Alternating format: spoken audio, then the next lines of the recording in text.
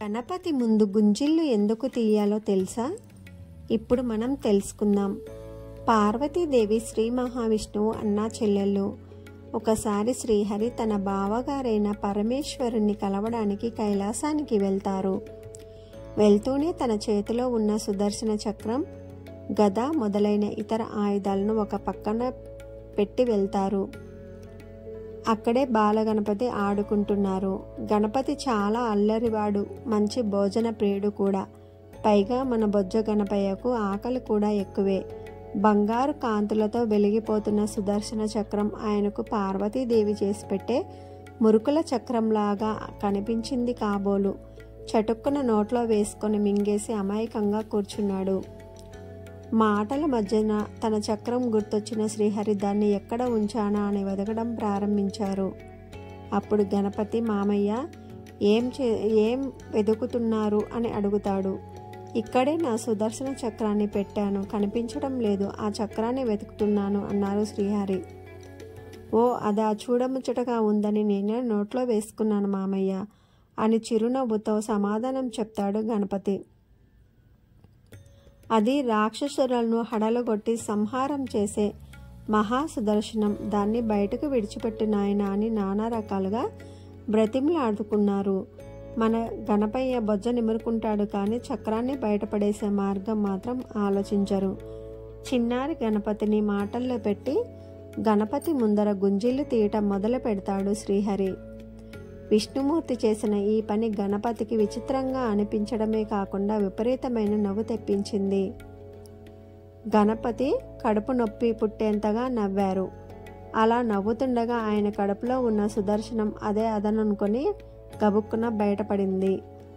ఇలా అప్పటి నుండి గణపతి ముందు గుంజిళ్ళు తీసే సాంప్రదాయం వచ్చింది అని హరికథ, భాగవతులు సరదాగా కథ చెప్పేవారు. ఆ విధంగా గణపతి ప్రసన్నుడై శ్రీ మహావిష్ణువు చక్రాన్ని తిరిగి ఇచ్చేశారు కాబట్టి గణపతి ముందు గుంజిళ్ళు తీసి ఏదైనా కోరుకుంటే ఆనందపడి మనము కోరిన కోరికలు కూడా సంతోషంగా తీరుస్తారని అంటారు. అంతేకాదు, సైన్స్ పరంగాను గుంజిళ్లకు మంచి ప్రాధాన్యత ఉంది.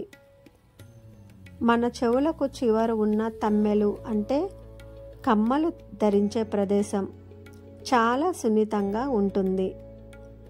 ఒక క్రమ పద్ధతిలో ఆ ప్రాంతంలో సున్నితంగా ఒత్తిడిని చేయటం మొదలు పెడితే మెదడులోని బుద్ధికి సంబంధించిన నరాలు చురుగ్గా పనిచేసి తెలివితేటలు పెరుగుతాయని శాస్త్రజ్ఞులు చెబుతున్నారు.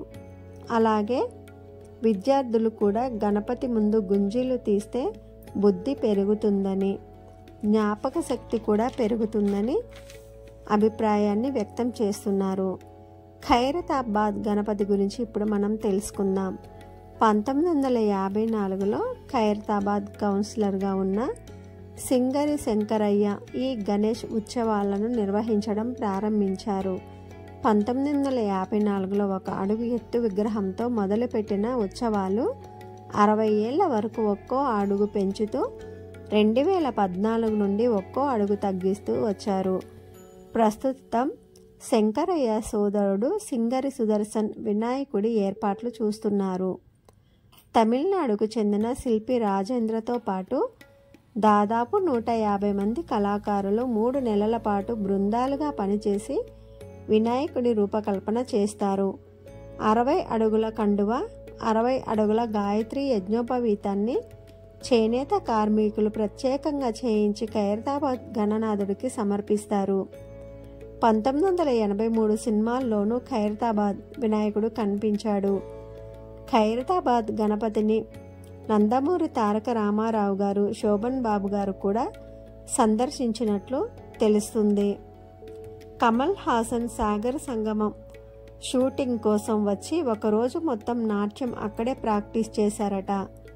ఖైరతాబాద్ గణపతిని భక్తి శ్రద్ధలతో పూజించి 11వ రోజు హుసేన్ సాగర్లో నిమజ్జనం చేస్తారు. గణపతి పూజకు భక్తి శ్రద్ధ చాలా అవసరం.